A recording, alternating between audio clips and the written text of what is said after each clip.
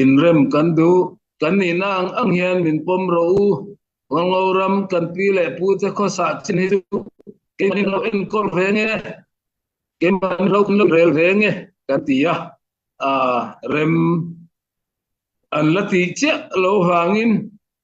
a political zongin kan in nek ani maya ke ni hi chuan in rem kan duwa kan du na te kan thil tum te kan soi renga an ram turam mai vane ka va chu kan tum lova kan pi le pu te ko sa chin zong hi chu kan lo hum hal fe nge ke manin ro kan lo in rel fe to nge ti in pang chang takin nu le pa ena enin kan lo in dang ve to nge in dan min phal sak ro ti in kan dil ngoi ngoi zo ka maro su in din ve thiang lo we kan kut noin lo om tur nei min ti tat chuan kan du to big lova kan ram chin kan pi le pu te khosa chin hi chu kan hum zel do na keima nia ro in rel ve hi kan du to ni